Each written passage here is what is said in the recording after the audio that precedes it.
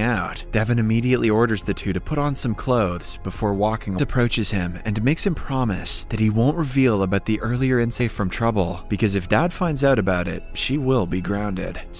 She also puts on his headphones, and as soon as she turns on the computer, sense of pleasure. Some strange waves also go through her surgeon in the city. He is also the father and only parent of Devin, and that she listened to the sound the whole night. Angry, Dr. Emery scolds. He listened to the music, but when Dr. Emery checks her pulse, he notices that after a while, Devin wakes up and starts chatting with his father. When he finds minivan, as Vic is driving, Joyce suddenly plays the cassette, soothing music they've ever heard. They then decide to share the music with their friend for them. He demands his cassette back, but the hypnotized duo is happy. Devin, who is an intelligent science student, immediately refutes their gathering around the place, and Devin is forced to leave after listening to it and heads home with another copy of the frequency. Back at the school, they all refer to as music. Just then, the school principal, who is free, refuse. Instead, they get inside the minivan and drive away, and the strange sound. After he hangs up the call, Dr. Emery enters the room frequency, which appears to be some kind of music.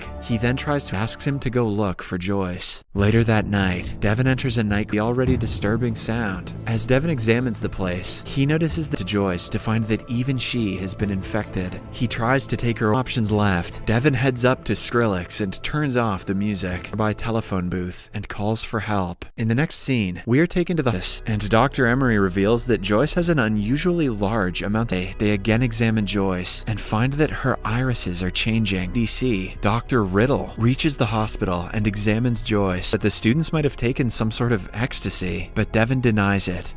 As a disease cannot transmit via sound. Dr. Emery's theory will be proved. Although confused, Dr. Riddle agrees to contact extremely weak, and some are on the verge of death. Then he visits away, but not before promising his sister that she will be fine.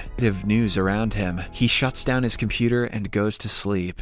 As it has been proven that the frequency is indeed causing the children to Chicago, Japan, the same city where Kelly is residing, blaming himself for the entire incident, which he probably should. It's his. That day, the United States also declares a state of emergency and a meeting at a rapid rate, but for some reason, most of the infected are teenagers. Why Devin was affected very late, as he is now 23 years old. Act of war. The next day, Devin and Dr. Emery return to the hospital, decides to test out a newly devised frequency, which apparently reverses the. Dr. Emery refuses. After a while, a nurse brings out a cassette working, sending Dr. Emery into a state of panic. He tries performing a section of the hospital and retrieves the cassette. He then returns to Joyce. Dr. Emery inquires about what she's talking about, but Joyce remains silent and shares a groundbreaking discovery. He reveals that the frequencies that the hospital tried to cure. He also brings up the incident where Joyce tapped them to the harmful solar radiations. He then shows a bunch of tested with the same frequency. Following this, he takes the doctors to just a matter of months. The whole world will perish if they don't adapt to Earth. The planet already experienced the same levels of radiation, which ravaged the humans. In the next scene, another meeting is held in the White House, and it's two. In no time, the entire world is blasted with the frequency to the harmful radiation. Devin also looks similar, but their dad, he is willing to live his entire life inside his home, as he is bored of work. Joyce and her friends venture outside and enjoy their time, while thank you for watching.